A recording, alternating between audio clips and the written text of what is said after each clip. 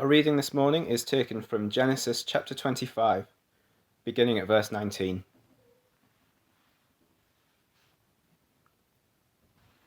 This is the account of the family line of Abraham's son Isaac. Abraham became the father of Isaac, and Isaac was 40 years old when he married Rebekah, daughter of Bethuel the Aramean from Paddan Aram and sister of Laban the Aramean. Isaac prayed to the Lord on behalf of his wife because she was childless. The Lord answered his prayer, and his wife Rebekah became pregnant. The babies jostled each other within her, and she said, "Why is this happening to me?"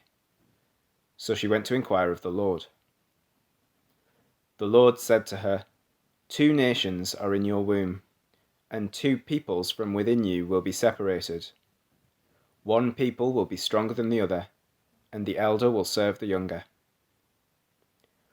When the time came for her to give birth, there were twin boys in her womb.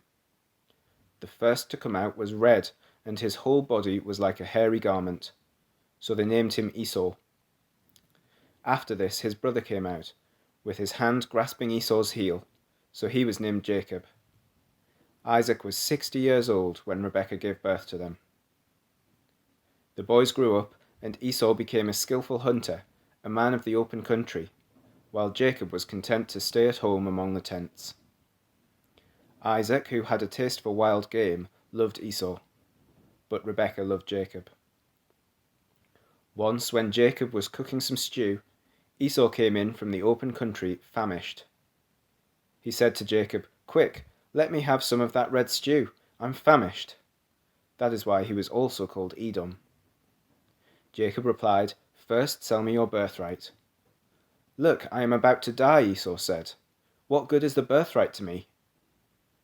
But Jacob said, "Swear to me first." So he swore an oath to him, selling his birthright to Jacob. Then Jacob gave Esau some bread and some lentil stew. He ate and drank, and then got up and left. So Esau despised his birthright. Well, morning everyone. I'm down here at Sun and Uni. It's a blowy day, but I'm here because this week I've seen a bus advert that got me thinking. It's advertised Sun and Uni to say it's life-changing.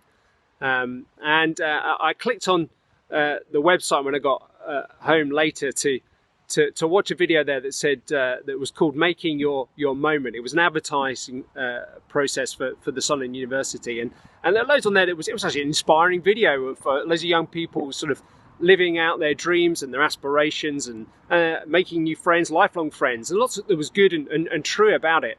But it kind of got me thinking, really, what if we were to ask ex-students, 5 years down the line, 10, 15 years down the line, what would they say? Had they made their moment here? Had it been as life-changing as they had hoped?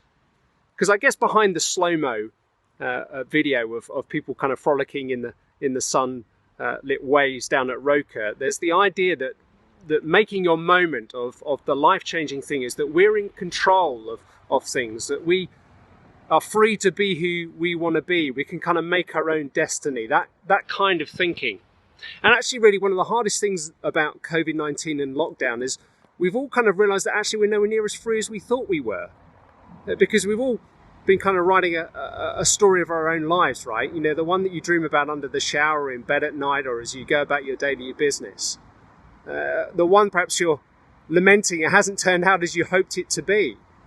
And we're so drunk so deeply at this kind of well of the idea of freedom that we're struggling to make sense of things now about what's really going on, particularly in the current climate.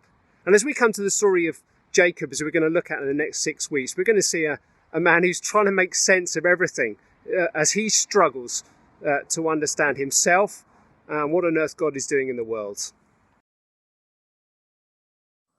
Well, as we come this week and the next 6 weeks to the story of Jacob in the first part of the Bible in the Old Testament and the very first book of the Bible in Genesis, we're going to see it's a lifetime of struggle for Jacob to make sense of things. It'll be a literal, physical struggle to make sense of God and himself. And as we watch on, our prayer must be that we kind of make sense of our own, particularly in the period of life when very little seems to make sense. And as we join today, we join a kind of what feels like a weird episode of Cool the Midwife with this birth scene. And it's very clear that Moses, our writer, wants us to be clear that it's God who does all the choosing. That's the first thing he really wants us to see. It's God who does all the choosing. He's the one who makes the moments. It's God and not us who's really free. And you can tell that's what's going on because Moses makes it clear that we've kind of landed in, if you like, season 3 of the box set. Verse 19, he says, "This is the account of the family line of Abraham's son Isaac." And then notice the second time in the very same verse, he says, Abraham became the father of Isaac, like we don't already know that. You see, what he's doing here is saying at the very beginning of this life of Jacob, I want you to see the connection between Isaac and particularly the connection between Isaac and Abraham. Jacob is going to be Abraham's grandson, which takes us back to the previous seasons, you see. Which reminds us that in this story of Genesis, which begins with the account, not of a family line, but the account of the heavens and the earth, that season 1 began really great. Very great.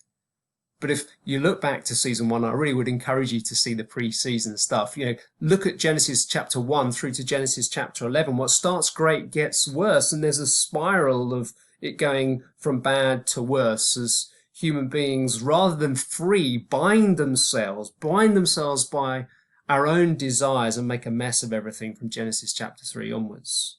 That's season 1. The season 2 is the Abraham season. Hence, this is the account of the family line of Abraham's son Isaac. Abraham's season 2, is where God starts again. And God starts again and says, I'm going to bless, right at the beginning of the season on Abraham. Abraham, you're like a source of a river, he says, of a promise, of eternal blessing that will flow through your family line and pour out into the oceans of humanity all over the world. And it will last forever, an eternal blessing where there'll only be good all the time. Now, of course, for Abraham, that felt ridiculous in season 2. He was 100 years old and he and his wife Sarah had no children. How could they have one child, let alone be a blessing to the whole earth and have nations come from his family line? But the birth of Isaac here in verse 19, double told to us, shows us that it's really God who does all the choosing. He's the one who's really making the moments in the whole of human history. Isaac was a miracle. And we're reminded here as we land at the beginning of season 3 of that miracle, because the same thing seems to be happening again. Do you notice in verse 20? Isaac gets married. He's 40 years old when he marries Rebekah, and they find themselves just like his parents, Abraham and Sarah, childless. How can this possibly go on, this promise of blessing that God has graciously promised, when there's no child to carry on the blessing? And we find out by verse 26, when the hairy boy Esau and the smooth baby boy Jacob are born, that actually he's 60 years old. That means that Isaac, get this, was praying for 20 years that God would open Rebekah's womb and she might have children so the blessing could go on. We're being told right from the beginning that it's God who does the choosing. He's the one who makes the moments. And that's no more clear than when it comes to Rebekah's pregnancy, is it? She has a terrible time, poor girl. No scans. She doesn't know she's got twins. Whoa, that's a bit of a shock. They're jostling in her womb. They're literally crushing each other, we're told. And she prays in verse 22. I think there's a sense where she's like praying through panting here. It's literally, why? This? Me? Why is this happening? And then what follows as God answers her prayer is a kind of headline for the rest of the entire story of Jacob in verse 23. God says, 2 nations are in your womb. 2 peoples from within you will be separated. One people will be stronger than the other, and the elder will serve the younger. Do you see what's happening here? In the very womb of Rebekah, a division is being made. And it's not here just talking about Jacob and Esau. It's much bigger than them. There's going to be a chosen people from the line of Jacob. And then there's those who are not, from the line of Esau. That is, that God freely chooses some and not others to be his people. And to show that it is entirely God's free choice and it's nothing to do with you or with me, the decision is made before they were born.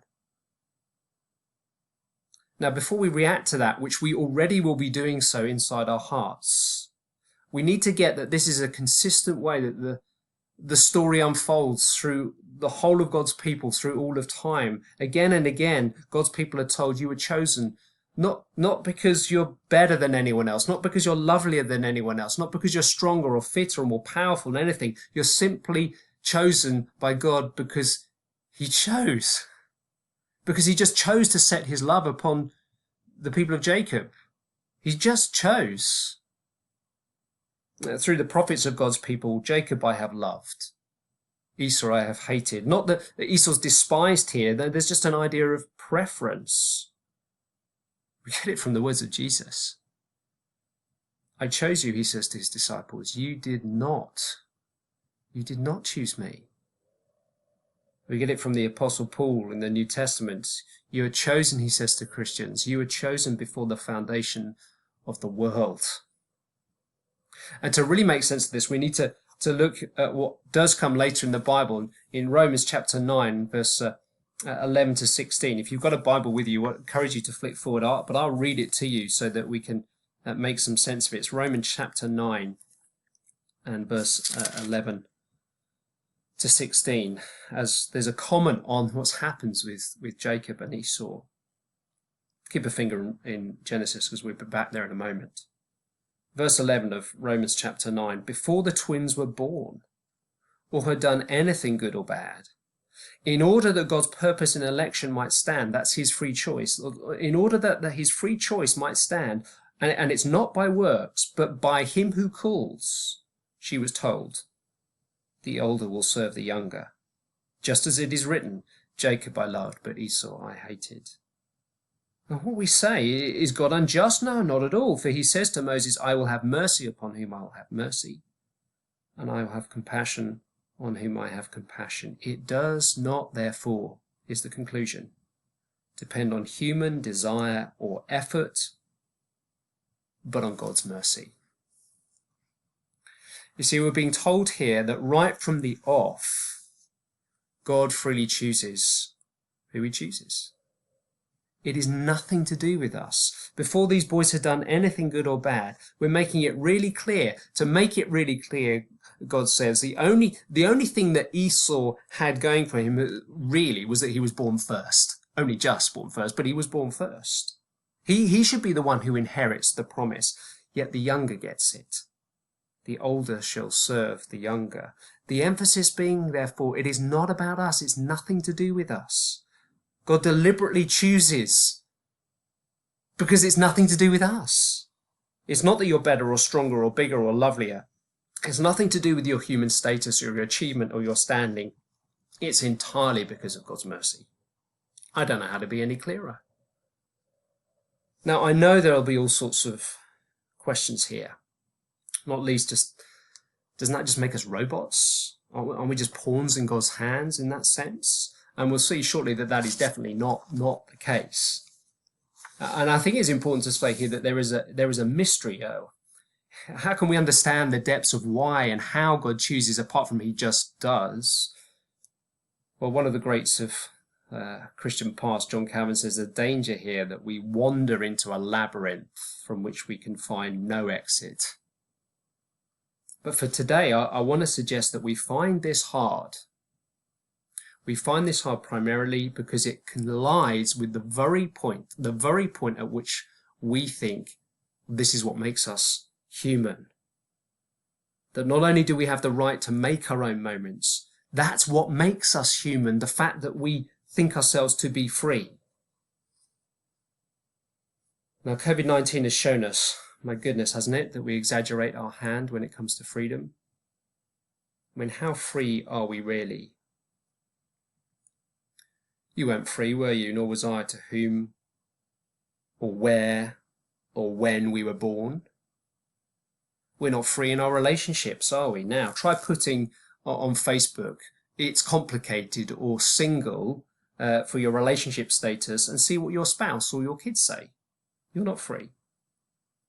You're not free at work, are you? You tell your boss next week that you expect a pay rise by the end of the week, and he'll say, well, I'm happy to free you from your contract. And the fact that I am speaking to you via a screen, we're not free. We're not free from our health. We can't choose our health. We're not free when it comes to our emotions. They go up and down and we feel like they're out of control. We're certainly not free about when the biggest thing that will happen to us happens when we die. Even the freedom we think we have. And of course we can choose. But even the freedom we think we have is not what it promises. I've got a good friend who's now well in his 40s, but on his 16th birthday, his dad, who lived through that age of sexual freedom in the 60s, he decided that his son at 16 had reached the age of freedom. And he gave him, for his birthday present at 16, his collection of pornography. Is that freedom? You see, that man who is now in his 40s is bound still by those images that have been seared upon his brain and a sexual addiction that still bothers him. You see, we won't get God's freedom here that he offers, that he gives, until we've grasped seasons 1 and 2 from Genesis, that we are not free, we're bound. We're bound by our characters and our desires and our failures. Take of the fruits, says Satan, and you'll be like God. You'll be free to choose. You'll be free to go your own way. You'll be free to be in control of your lives. We've been told that God is a control freak, that we can be free from him, but it's one of the oldest lies in the book. We've claimed he is the control freak, and actually we've realized it's us. We're the control freaks. We want it ourselves. We've been trying to nick what is God's, and we can't handle the stolen goods. We can't let them go. Friends, we won't get God being free to choose is a good thing unless we see how bound we are here. And God doing all the choosing is such a good job when you get to meet the family. See, meeting the family here is a bit like meeting the Kardashians. Do you notice that as you meet the family of Isaac and Rebecca? The arguing between the brothers begins in the womb, doesn't it? And it's there as at the birth itself, and then as they grow up. So let's meet them, shall we? And we'll see more of them in the coming weeks. First of all, we're going to meet Red and hairy Esau. And Red, maybe because he is just so hot-headed, he's certainly impulsive. He's got his appetite for food, and we find out later that's matched by his appetite for women. Esau's a bit of an oaf, isn't he? The hairy oaf. And then there's Jacob. And we're left in no doubt about Jacob from the birth itself and then his birth certificate. Look at verse 26 in the passage. After this, after the birth of Esau, his brother came out with his hand grasping Esau's heel, so he was named Jacob. And if you look at your footnote, you'll see what Jacob means. It means he grasped the heel. That's what the word Jacob means, or that's a Hebrew idiom. That's a Hebrew way of saying he deceives. Grasping the heel in Hebrew means he deceives. In other words, let's be really clear about this. Jacob's name means cheat. That's what it means. He's a cheat. You see, if Esau is your bull in the china shop, Jacob is the kind of guy who slips in without you noticing, smooth as his skin. He is canny and cunning and conniving. So you want to imagine the twin boys at school. I imagine at primary school, separated apart because the teacher's not going to put those two together. They've been bashing each other up since the womb, of course. And the teacher calls out the register. Harry, are you here? Yes, Harry's here. Cheat, are you here? Yes, Cheat is here. And the division you see cuts between the boys, cuts through the whole family. Isaac, verse 28, I don't know, imagine him. He loves the barbecues and the burgers with Esau, doesn't he? And Rebecca is at home with mummy's boy, Jacob. Isaac loved Esau, but Rebecca loved Jacob. Favoritism manipulation, arguments and threats. We're going to see it all unfold in the coming weeks. And I'm guessing that you and I can see something of our own lives here, can't we? You love him more than me. Why are you getting at me and not her? Think of the passive-aggressive manipulation of the parent organising the wider family get-together. And if you're looking in today, don't you just get how genuine this is? Here's the story, the history of the Jewish people written by themselves. It's their history. And normally when you get a history of a people, they tend to dress up their own heroes, right? So King Arthur's pretty cool. We love King Arthur with his sword and stuff like that, getting out of the stone. But they see there's no airbrushing here when it comes to these people, because this is what human beings are like, and God wants us to see clearly what we are like. And the fact that Jacob was not a good guy, the fact that God just chose him just because he chose him, that is just the best news for us. Because you and I have the same kind of mess in our lives as this messed up family. I mean, if you could, I'm not going to indulge them to you, but if you could see the stream of consciousness in my mind, you'd want nothing to do with me. And the competition that's in this family is so soaked through our whole culture, isn't it? Like the soft toy that's been left outside in the yard when it rains. You know, we grew up in a culture that tests and tests. Who got what at the school? What were your results? Who's the fastest? Who's the fittest? Who's the best looking? Who's the wealthiest? Who's the most successful? Our reputation, it matters. It matters. Our performance, it matters and matters. And we say, all of us say, of course, that these things aren't the most important things of life. But of course, knowing that and living that out are two very different things, right? Why is it that we don't put the minging photos of ourselves on Facebook? It's such a good job that God does the choosing, don't you see? We're so bound by ourselves and our own desires. We can't even be free of the things we know we need to be free from. How could we ever choose him? And I know that there'll be some, and you're tuning in today, and you're just haunted by past sin. And maybe we're haunted by some current sin or some future scandal that we're worried that we might commit. But you see, this whole scene points forward to the cross of Jesus Christ, of how God works, that it's not about us. It's about him. It's God's choice to show mercy on who he will show mercy. And he's so committed to this that he'll seal it with the blood of his son. It's such a good job that he does all the choosing. But that begs a question, I think, doesn't it? If we don't choose him and he chooses us and we don't gain it, if it's a gift, if that's what it is, then why not just chill? What's the problem?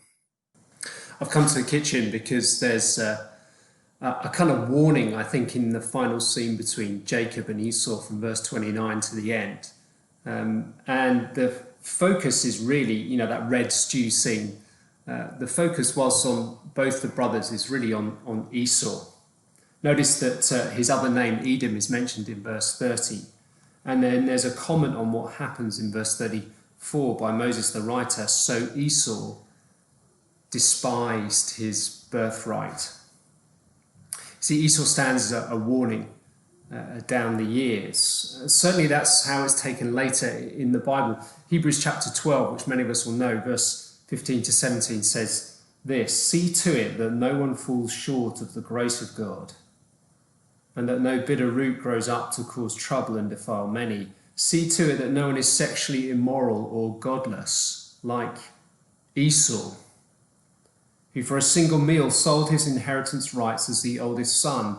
Afterwards, as you know, when he wanted to inherit this blessing, he was rejected. Even though he sought the blessing with tears, he could not change what he had done."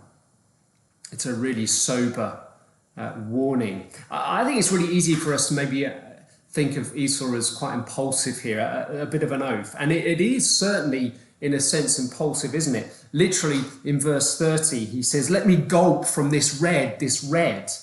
Quick," he says to Jacob, "give me some of that red stew." But I think there's something deeper going on. You see, Esau knows the family line from which he comes, he knows that Abraham is his granddad. He knows what the birthright means. The birthright here is not just these boys arguing over the family will, like, going around Rebecca and Jacob and Isaac's house putting stickers on family heirlooms. That's not what's going on here at all. No, the birthright is the promise that has been made to Abraham and his children, an eternal promise from God of eternal blessing. And if Esau is really facing death here, as he says, surely that's exactly the moment that when you need an eternal promise of blessing. Now he thinks about it in verse 32. Notice, what use is a birthright to me now if I'm going to die? And then he cuts a deal and makes a contract. In verse 33, he swears an oath. It's impulsive, yes, but it can only have been because the attitude of heart had been there all along. So in that very moment, he gives in. You see, Esau wants the immediate relief. He wants the immediate satisfaction of his desires over the long-term blessing of the birthright. The desire for that was more powerful than that eternal blessing of the birthright. He wants it now, not then. And he gulps down the red stuff. And I don't know what it was with Esau. We're left to imagine, really. Was it those hunting trips with Isaac that made him feel overconfident about the birthright? What kind of story was he writing for himself in his fantasies, in his mind? Where did he see himself in the future? What comfortable life was he planning for himself? Whatever it was, it must have gone very deep in his soul, because in that very moment when the stew is in the pot, he makes his decision. You see, he loves the story of his own blessing over God's story of eternal universal blessing. He despised his birthright. Friends, there is so much of the red stuff, isn't there? It's never simply that the affair just happened. You go deeper and you find that there was a fantasy there that had been long indulged. It's never simply just a grab at the money. There's been a story that's been long nursed of a godless pursuit of comfort. It was never simply a snap decision. No, there's always a backstory. It was never simply just one night, a one-off. No, it was to dull the pain that the story that we've been telling ourselves hasn't really turned out as we planned. Esau despised his birthright. Do you see how humbling this whole story is of Jacob and Esau? This whole beginnings here of this family of God's people. It's humbling because we see how bound we are in the stories that we write ourselves. We're bound by our pursuit of freedom, and it is not freeing at all. Right here at the beginning of God's people, we need him to free us, to free the chains. And that's the encouragement that we're to find here. God chooses to write his grand story of eternal blessing using anyone. People like Jacob are a cheat. There's our hope and encouragement. We're never too far away. It's not about what we've done or what we will do. But as Esau shows, God's free choice doesn't make us robots. God freely chooses, and he does so through our own actions for which we are responsible. So as I close, we need to ask ourselves, whose story are we dreaming of? And whose is the fantasy? Is it ours or his? Amen.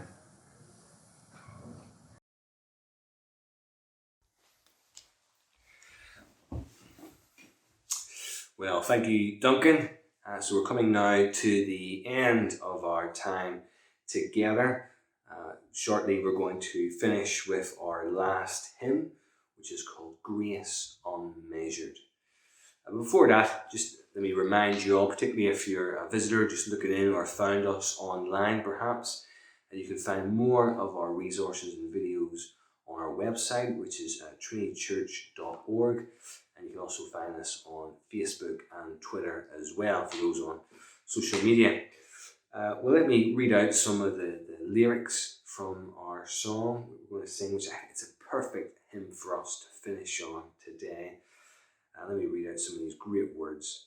Grace paid for my sins and brought me to life. Grace clothes me with power to do what is right. Grace will lead me to heaven, where I'll see your face and never cease to thank you for your grace. Why don't I lead us in a short closing prayer before we lift up this hymn in praise to God for His grace.